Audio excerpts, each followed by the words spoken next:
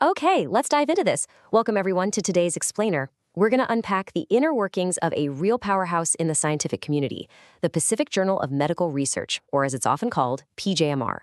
If you're passionate about the cutting edge of healthcare, or, maybe you're a researcher looking for the absolute premier platform for clinical and academic medical innovation, well, you're in the right place.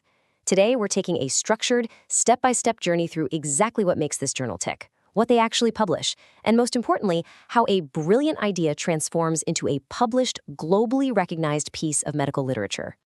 To keep us right on track, we've got a highly structured framework today.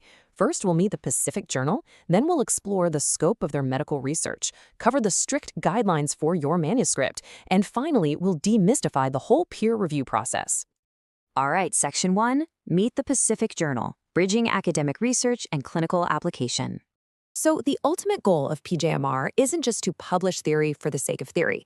Instead, their stated mission is to act as a crucial nexus, like a bridge between groundbreaking academic science and highly practical patient care. They want research that actually moves the needle in clinics and hospitals worldwide. And to achieve that massive global impact, it's published quarterly by the American Science Press under an open access model. Now, why does unrestricted access actually matter? Well, think about it. When groundbreaking research is locked away behind a paywall, it can't help patients in resource-limited settings. By guaranteeing open access, PGMR actively fosters this highly collaborative international research community where doctors and scientists all over the globe can read, share, and implement new findings instantly. Literally a game changer. And driving that open access mission is a truly global brain trust. You've got the chief and editor, Hussam Rahim Al-Harashawi from the Rutgers Cancer Institute of New Jersey, alongside executive editor Dr. M.D. Anwar al-Haq from Bangladesh. Plus, they have this incredibly diverse board of scientific editors, bringing in expertise from institutions spanning the US, Turkey, Bangladesh, and the UK. Having this kind of diverse expertise absolutely backs the journal's credibility, and it ensures a much broader, culturally and scientifically varied perspective on global health. Moving on to Section 2. Scope of Medical Research, a holistic view of the evolving landscape. So, what exactly does PJMR publish? Well, they provide a truly holistic view of our rapidly evolving medical landscape, from the microscopic level of genes all the way up to sweeping public health policies. They basically cast a massive net across foundational and medical disciplines. We're talking clinical medicine, biomedical research, genetics, genomics, and immunology. But they also tackle systemic challenges, right? Things like public health and healthcare policy, pharmacology, bioinformatics, plus oncology, cardiology, and endocrinology. Basically, whether you're studying the molecular behavior of a cancer cell or analyzing a massive population-wide health initiative, PJMR is a home for that comprehensive research. But wait, they don't stop at foundational medicine. They also publish heavily in surgical innovations. They cover everything from the broad scope of general and minimal access surgery to highly technical fields like neurosurgery and cardiothoracic surgery. They're also looking for studies in orthopedic, plastic, hepatobiliary, and gastrointestinal surgery, not to mention cutting-edge robotic and transplant surgeries. If it's advancing the technique or the outcome of a surgery, it falls perfectly within their scope. All right, Section 3, Guidelines for your manuscript, structuring your research for success. If you're a researcher tuning in, you might want to grab a notepad for this part. Let's start with this number right here, 15. This is a hard, absolute limit for your manuscript's title. Your title must be concise, it's got to be highly accurate, and it can be no longer than 15 words.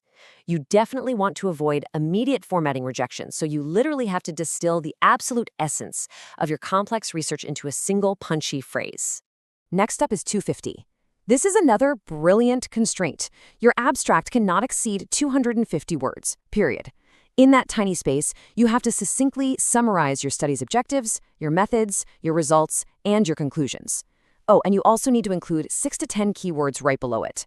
Think of this as the ultimate elevator pitch for your research. It has to be perfect, engaging, and brief enough to respect the reader's time. Then we have the formatting rules. Now, adhering strictly to these might seem a bit basic, but trust me, it is the absolute first critical step to passing the editorial office's initial screening.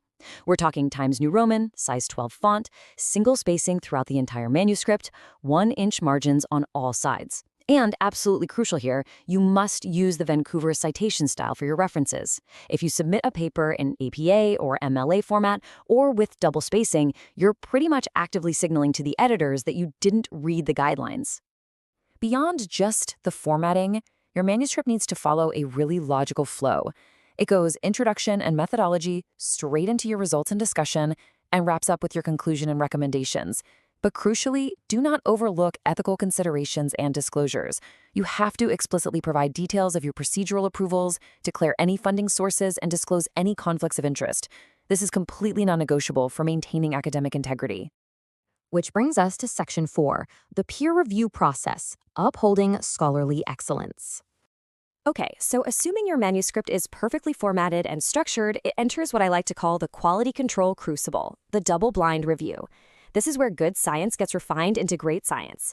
Double-blind simply means you don't know who's reviewing your work, and the reviewers have no idea who you are. Whether you're a first-year researcher or a tenured professor at a top-tier university, it literally doesn't matter. This eliminates potential biases to ensure your hard work is judged fairly, objectively, and based solely on its scientific merit. So, how does a manuscript actually build its path to publication? Well, it starts at the online portal with a compelling cover letter. Then, the editorial office does an initial screening for those formatting rules we just talked about, plus a strict plagiarism check. If it passes that, an editor evaluates it for novelty and scope. Then comes the actual peer review, where 2 to 3 experts evaluate the work. After that, the editorial decision synthesizes all that feedback, leading, hopefully, to an online open access publication.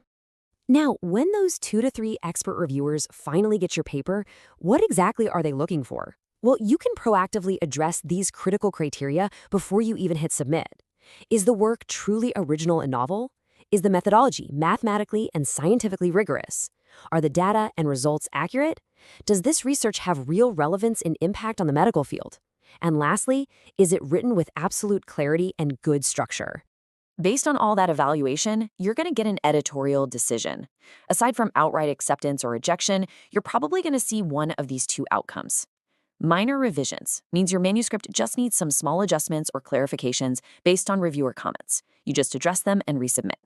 Major revisions means significant, substantial changes are necessary, and the revised manuscript might actually undergo another full round of review.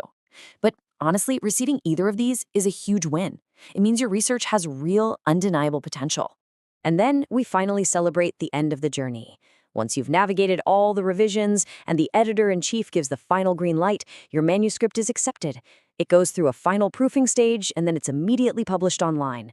Under a CC by NC open access license, your research is suddenly available for the entire global medical community to read, discuss, and implement into their clinical practice.